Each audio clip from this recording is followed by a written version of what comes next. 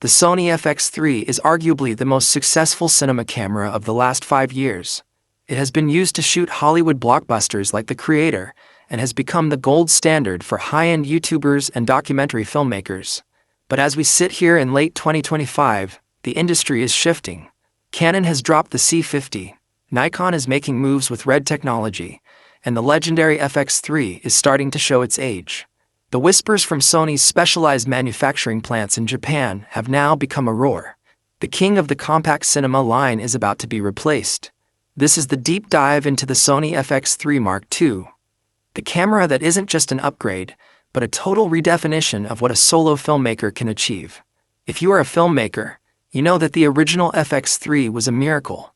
It gave us the A7S III sensor in a body that didn't need a cage, had a fan that never quit, and featured a tally light that became iconic.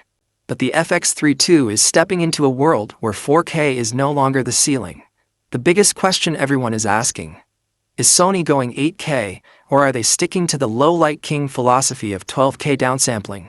The leaks suggest a dual-pathway strategy. Sony is reportedly working on a new 24.2 megapixel stacked CMOS sensor. This isn't just about resolution, it's about speed.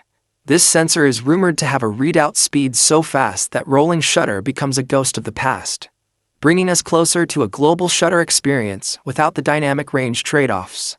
Imagine shooting 4K at 120 frames per second with absolutely zero crop.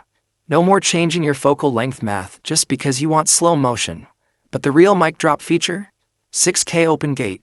For years, Sony users have begged for the ability to use the full sensor height for anamorphic lenses, or to have more room to crop for vertical social media content, while maintaining a horizontal master.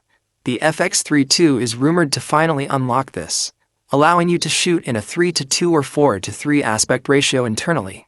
This single feature makes the FX3 II the ultimate hybrid agency tool.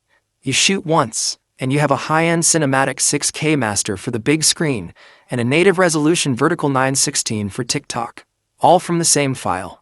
But a camera is only as good as its brains. The FX3 II is expected to skip a generation and land with a dedicated dual AI processing unit.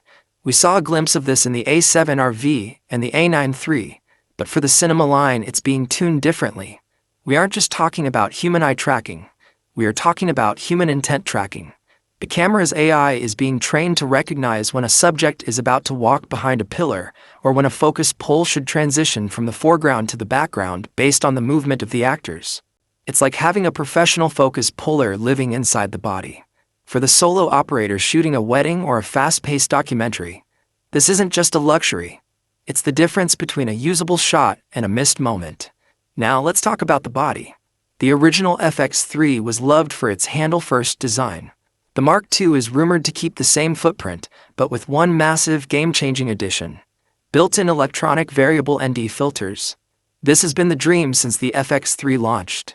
Until now, you had to move up to the FX6 to get internal NDs. But leaks suggest Sony